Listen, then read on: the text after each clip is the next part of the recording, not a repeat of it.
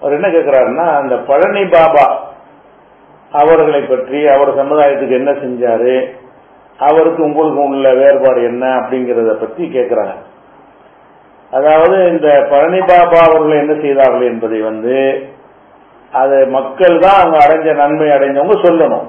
அவர் இறந்து விட்டார், அவர் என்ன செய்தார் என்பதை அவரால் பயன் அடைந்தவர்கள் சொல்லணுமே தவிர, நம்ம ஏதாவது சொல்ல போனோம்னா என்னவாயிரும், நீ இறந்தவர்கள் விமர்சிக்கிறீங்க, தேவையற்ற ஒரு பிரச்சனைகள்லாம் உண்டாகும். மரணித்து விட்டார், அவருக்கு நமக்கு என்ன, அவர் கொஞ்சம் ஒரு விழிப்புணர்வு ஊட்டினார்னு சொல்லுவோம், அது உண்மை.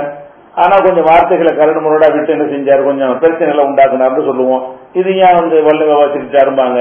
அதனால பார்வை ஒரு நபரை பற்றி பேசும் பொழுது அவரை பற்றி எல்லோருக்கும் ஒரே மாதிரியான பார்வை இருக்காது. பழனி பாபாவை பற்றி கேட்டீங்கன்னா ஒவ்வொருத்தரும் ஒவ்வொரு விதமாக சொல்வார்கள். அப்ப இதுக்கு போய் இதெல்லாம் ஒரு கேள்வி பதிலாக சொல்ற விஷயம் கிடையாது. ஒரு ஆளை பத்தி ரசூல்லா பத்தி கேட்டா அது நம்ம பயன்படுத்துறதுக்கு உள்ளது. இது அல்லாத வேற வேற ஆட்களை பற்றி நீங்கள் என்ன நினைக்கிறீர்கள் சொன்னா, இப்ப வாழ்ந்து கொண்டிருந்தார்கள் தான் நம்ம சொல்லுவோம். ஏன்னு கேட்டா அவங்க வழிகெடுத்துடக்கூடாது, அவங்க பின்னாடி மக்கள் போயிடக்கூடாது. பழனி பாபா வாழும் பொழுது அவரை பத்தி நிறைய அவரோடும் பேசியிருக்கிறோம், அவரை பத்தியும் பேசியிருக்கிறோம். அது வாழும் போது உள்ளது. மரணித்த பிறகு சீன்ல இல்லாத ஒரு ஆளை பற்றி நம்ம பேசி அவர் பதில் சொல்வதற்கு ஒரு ஹயாத்தோட இல்லாத ஒரு நேரத்தில் அவரை பத்தி விமர்சனம் பண்ணுவது ஏற்புடையது கிடையாது. மூத்தா போன ஆட்களை பத்தி பேசினா என்ன நன்மை இருக்கிறதுல ஒரு நன்மையும் கிடையாது.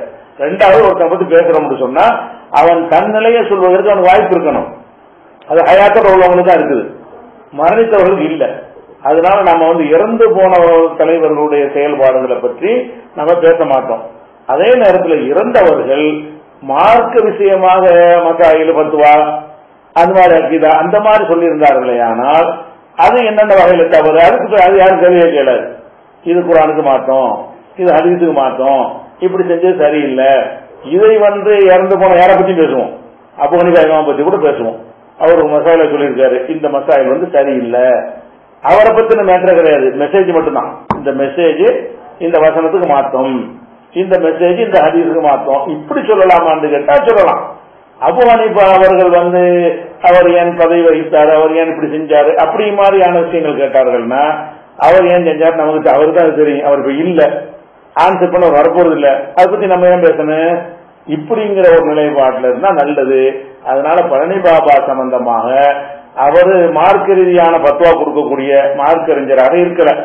நாட்டில் நடக்கிற நிலவரத்துக்கு தகுந்தவாறு சில கருத்துக்களை முன்வைத்த ஒருத்தர், அதை பற்றி நல்லவரியாக நினைப்பவர்கள் இருக்கிறார்கள், அவர் நல்ல விளைவு ஏற்படுத்தல நினைக்கக்கூடிய இருக்கிறார்கள்.